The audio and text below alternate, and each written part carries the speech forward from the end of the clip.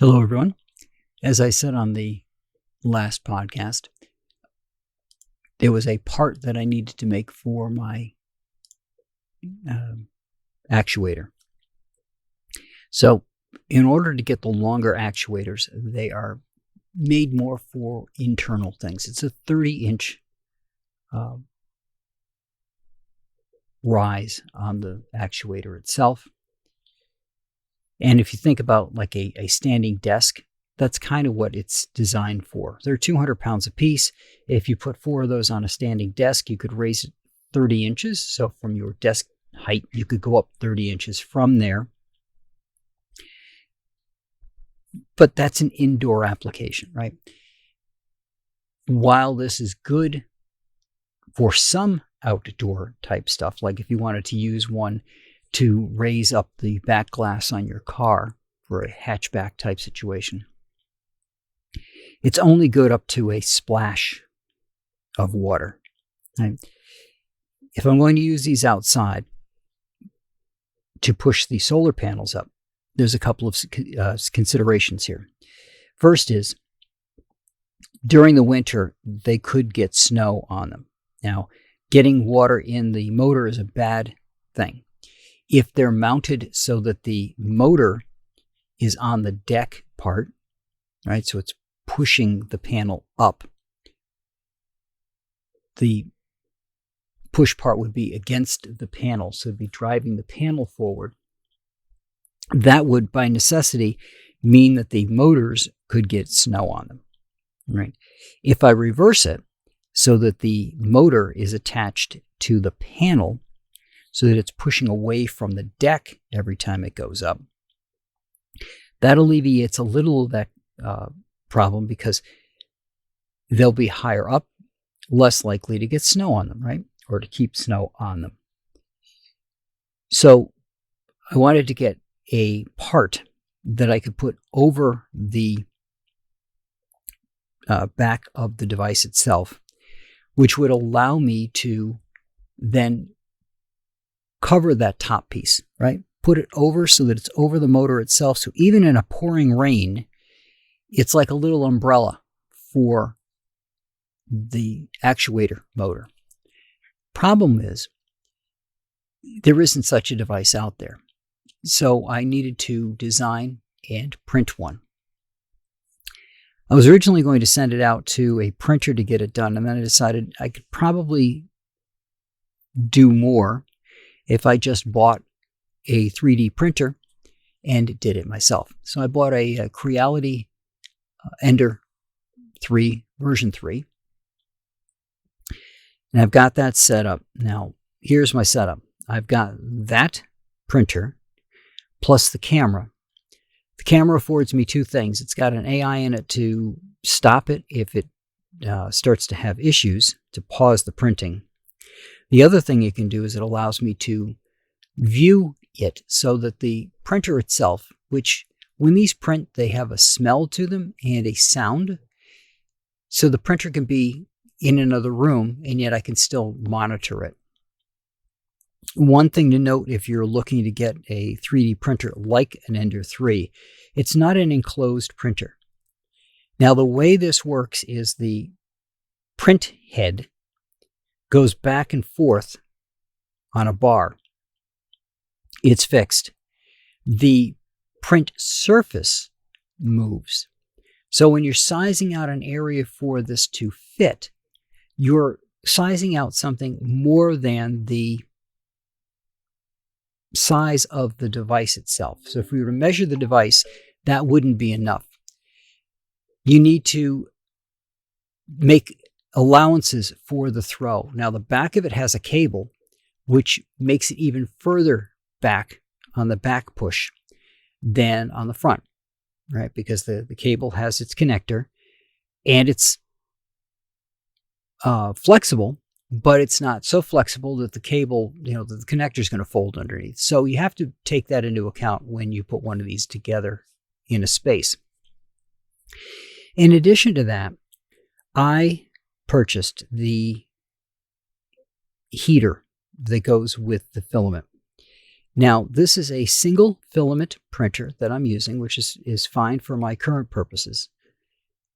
I'm going to paint any parts that I make myself anyway. But in order for the filament to work at its best, filament can get moisture in it. So what this heater does, it's a dryer unit. It both heats the filament and cuts down the humidity in the air for that device. That sits next to the printer and feeds the filament to the printer. So that's my design that I've got so far. When you print, all right, so the first thing I found out when I printed the box, I used Blender 4 to create a cube, took the top off the cube, hollowed out, extruded the walls a little bit to make them a little thicker. However, when you give it to a printer to print, the first thing that's going to happen is it's going to go through a slicing software. Now, what slicing software does is exactly what you would think if you were thinking like a piece of cake, right? It's going to create slices of the object that you're going to create because it needs to do these things a layer at a time. So your object doesn't have layers, so it needs to create those layers. What I found when I was doing the box is there's an infill, and you have to go find this setting to change it. And the infill is a structural piece that goes inside your piece. I'll talk about other structural applications in a moment, but this goes inside the piece. So it filled up my box. I didn't want my box filled up, so I had to change the infill setting so that I didn't have that particular issue. So what's going on here is the infill is set to 0. It creates the bottom part of the box, and then it draws around the outside over and over and over again to get it to the height that I want. I need to create a port on it, an opening, which I'm not sure how I'm going to, if I'm just going to make it a tight fit or if I'm going to put some kind of gasket over it. I might do a little of both. But the end of the actuator has a small piece that comes out that takes a pin and attaches to a foot that is going to be attached to the panels themselves. That foot isn't very long, or the pin isn't very long at the end of the actuator. So I can't go too thick with what I put on it. But at the same time, the tighter I get it around that opening, right, the less possibility there is of water coming inside. Now, I'm not going to put a bottom on it, I don't think yet. It might be something that I think of later on when it gets to be more winter again next year, but I think I'm going to leave it open. So even if any water comes in at the top, it's going to be like more of a splash thing. It'll just run down and out of the box. So that's what I'm designing there. In addition to that, there are other things that I'm going to design and make. There's a ton of things you can make with these. But that infill is what's going to determine how thick or how heavy what you're making is.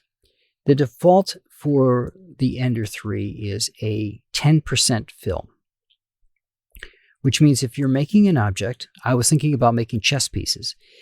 With that 10% fill, it's going to create a wall on the outside, and the inside is just going to be this matrix of connecting filaments at 10%. So 90% of the space inside is air. It makes for a very, very light object. If you wanted to use, for example, one of those tool things that you see, where you can make your own wrenches and things, having that kind of gap in between is not going to give you a very strong tool, as you can imagine. So the point there is to make sure that your infill is a higher number. Higher numbers mean more filament being used. But by making it a higher number, you'll make it more solid. In the case of a box, you want it to be 0. You want it to have no internal structure at all because you want a box, and box has no internal structures to it. So that's where we are with our 3D printing so far. I got the box done. I got the center filled out, but for some reason I ended up with a top on it that I've got to go find what setting I missed to do that. And I've got some other stuff that I'm going to do with that. I do have, taking advantage of one of the sales that's going on right now, a 3D scanner on the way, which won't ship until next month. But we'll see what that can allow me to do for making duplicates of things. For example, a broken part may not work if you glue it together, but if you can hold it together enough that you can scan it, then you can use the 3D printer to replace that part. So we'll see how that goes. You can also use it to do other things, which I'm thinking about for my photography business. But for right now, all we're going to worry about is doing a 3D scan so that we can get a copy of something. So that's what I got for you guys this week, and I will talk to you all next week.